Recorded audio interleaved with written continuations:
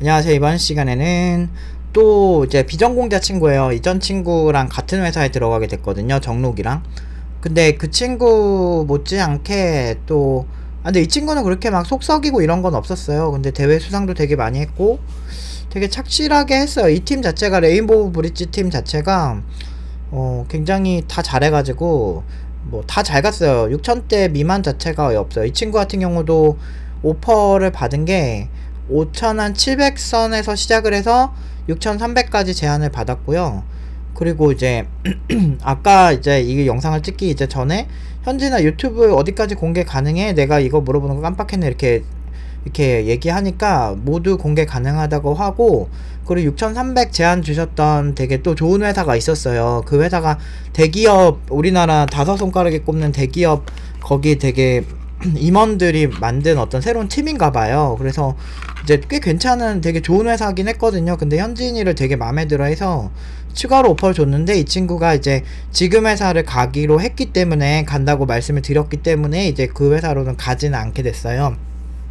근데 이런 오퍼가 왔다고, 이제 22살 때 사회생활할 때 막내로서 어리니까 받았던 취급들이 스스로 당연하다고 느꼈는데, 현재는 무궁무진한 잠재력을 가진 사람입니다라고 자기 스스로를 느끼고 있다. 그렇게 현진이가 자기를 이렇게 자신감이 엄청 많아졌어요. 이 친구가 원래 되게 연봉을 적게 받고 일하던 친구였는데, 이제 팀노바 오고 나서 개발자로 이제 면접을 보면서 되게 많이 붙으니까, 이 친구도 거의 뭐 1, 2주 안 걸린 것 같아요. 금방 또 구직했어요. 그래서 워낙에 또 오퍼도 너무 많이 오고 그러니까 이 친구도 그 중에서 이 친구는 좀 빨리 가고 싶어 해가지고 거의 1주 만에 구직이 끝난 것 같아요. 그래서 정록이가 있는 회사, 거기 이제 CTO 분도 계시고, 거기 이제 다른 이제 경력 좀 많은 개발자 분도 계시는 그 회사로 가기로 했고, 이 친구도 이제 한 5,700에서 6,300만원 정도까지 그냥 낭낭하게 많이 붙은 케이스입니다. 그래서 사실 아쉬울 게 별로 없는 친구긴 해요. 그래서 사실 이 친구는 돈을 더 받으려면 받을 수도 있는 친구긴 해요, 사실은. 아무튼 이 친구 인터뷰 한번, 마지막 소감 한번 듣고 가실게요. 네. 우선은 일단은 팀원분들께 먼저 말씀을 드리는 것보다 먼저 이제 팀장님께 먼저 진짜 감사하다는 말씀 드리고 싶은데, 저는 일단은 3년 전에 받았던 연봉이 2,100만 원이었거든요. 근데 이제 3배가 오른 거죠. 그랬을 때 그때도 내가 열심히 안 했냐? 그건 아니에요. 일주일 동안 1년 동안 응급실만 진짜 많이 갔었고, 그러다 보니까 그때도 열심히 했고 지금도 열심히 했는데 왜 결과가 차이 나냐라고 하면은 사실은 팀장님께서 만들어 주신 프로세스가 다른 것뿐이라는 생각이 들거든요.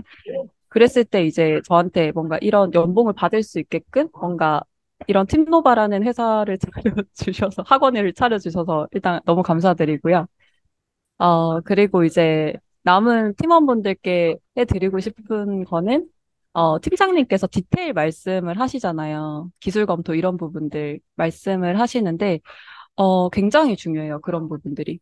왜냐하면은 면접 때는 우리가 신입이고 경력도 없고 뭔가 그러다 보니까 이 사람을 뭘 보고 저희를 뽑겠어요. 어떻게 확신을 하겠어요. 그랬을 때 우리가 어떤 식으로 기술 검토를 했는지 디테일을 보여줘야 그 사람들은 확신을 할 수 있고, 그러다 보니까 그런 부분들이 그냥 빠르게 일정 때문에 빠르게 그냥 구현하는 방식은 나중에 면접 때는 사실 의미가 없거든요.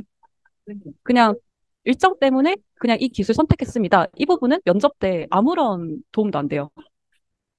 진짜 면접 때 하는 얘기는 왜 코틀린보다 우리가 자바를 선택할 수밖에 없었는지, 왜 크로스 플랫폼보다 네이티브 앱으로 개발을 할 수밖에 없었는지를 얘기를 하는 게 진짜 그 면접관한테는 확신을 줄 수 있는 포인트라고 생각을 하기 때문에, 지금 절대 속도, 그 일정 때문에 빠르게 그냥 간단하게 기술 검토를 하지 않으셨으면 좋겠어요.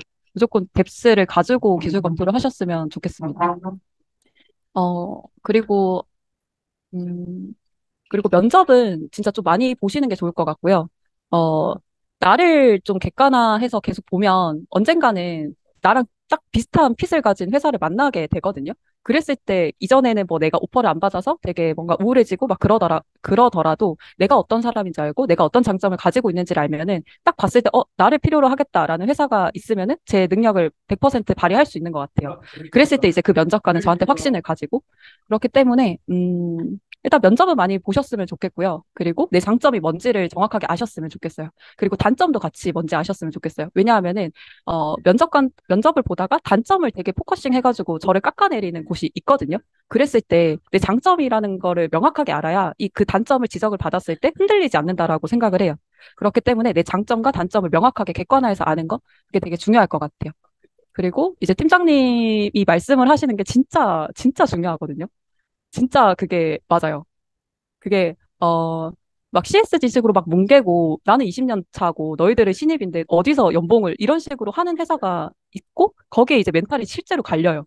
진짜 당사자들은 아는데 그렇기 때문에, 근데 이제 팀장님께서는 우리를 필요로 하는 곳이 있다라고 하시잖아요. 그리고 뭔가 하나의 포지션만 뭔가 쭉 하는 게 아니라 진짜 전반적인 인프라를 아는 개발자로 우리들을 양성을 했고, 그랬을 때 우리를 필요로 하는 회사가 있거든요. 그래서 그런 말들에 휘둘리지 않고 그냥 우리를 필요로 하는 회사에 가면 되는 거예요. 그렇기 때문에, 팀장님 말을 계속 복귀하면서, 계속 믿어야 돼요. 근데 그 믿지 못하는 지점이 올 수도 있어요. 그렇게 막 뭉개버리면은. 근데 그럼에도 불구하고 그때 오히려 더 믿어야 돼요. 맞아. 팀장님은 이런 식으로 말씀을 하셨지. 있을 거야, 있을 거야, 있을 거야. 이런 식으로. 그래서 꼭 끝까지 믿으셨으면 좋겠어요. 네, 저는 여기까지입니다. 이게 그 보면은 저는 그렇게 생각해요. 어떤 거든지 자기가 어떤 신념을 가지고 그 선생님을 잘 믿고 그 신뢰를 하면 안 좋을 결과도 좋게 나올 거라고 생각하거든요.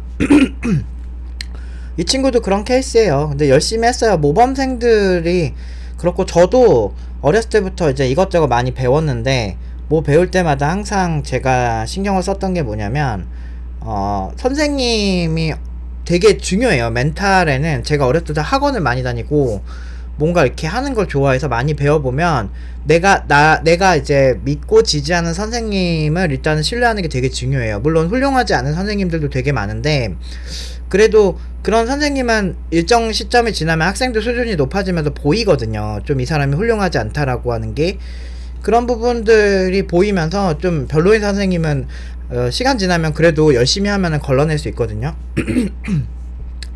근데 보면은 이제 우리 사회가 사람들이 보편적으로 말하는 게 정답이 절대 아니에요. 저는 항상 그 얘기를 하거든요.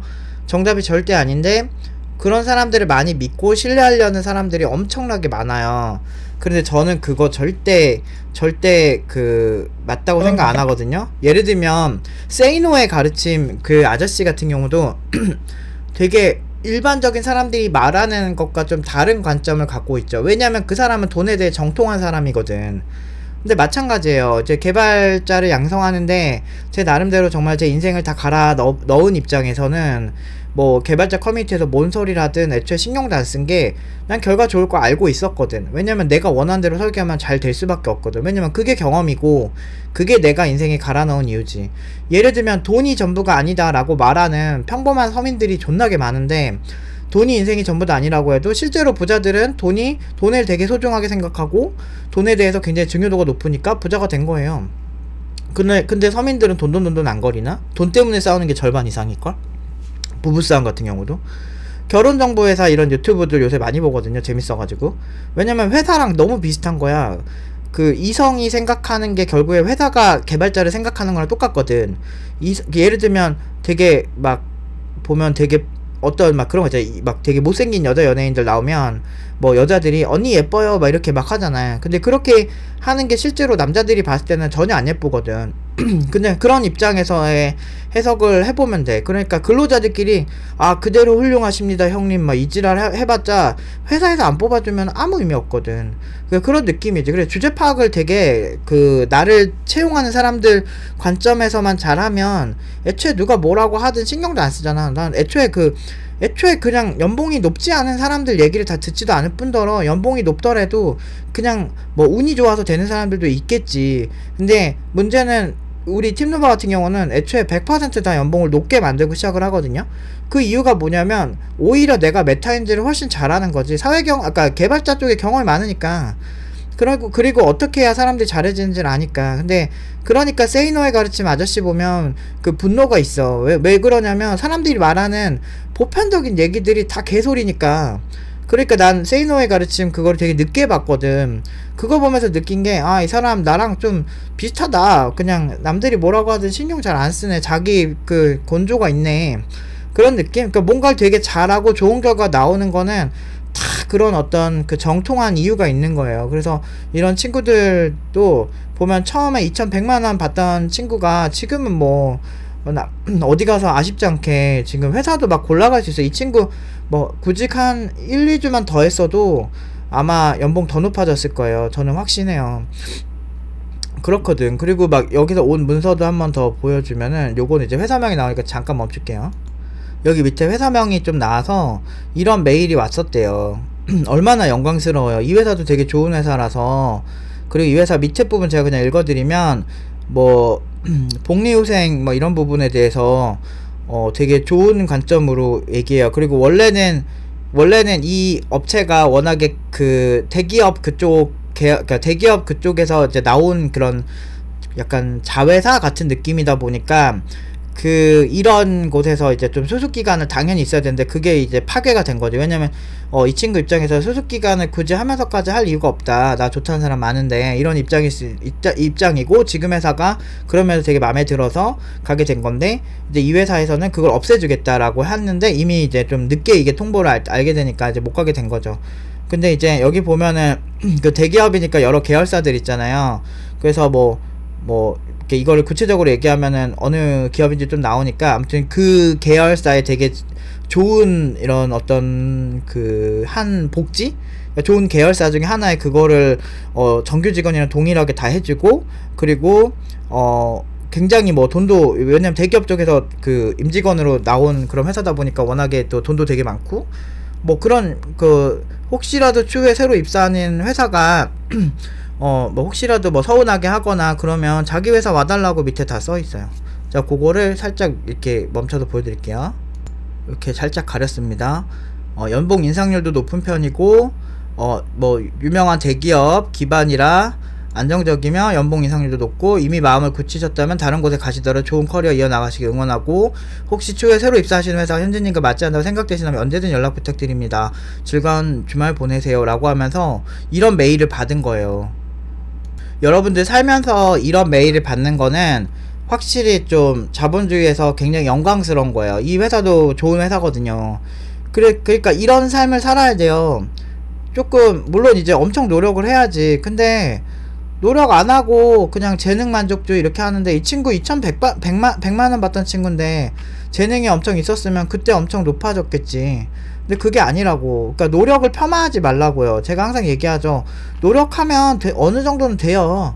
뭐 진짜 스포츠처럼 누군가를 이겨야 되는 그런 거 아니면, 그것도 막 금메달 따야 되는 거 아니면, 일반적인 회사 생활에서 꽤 괜찮게 많은 분들한테 인정을 받는 거는 그렇게 꼭 어려운 문제만은 아니다 라는 얘기를 저는 하고 싶어요. 그래서 이 친구도 또 이제 좋은 결과가 나왔다는 거를 좀 이번에 또 말씀드리도록 하겠습니다.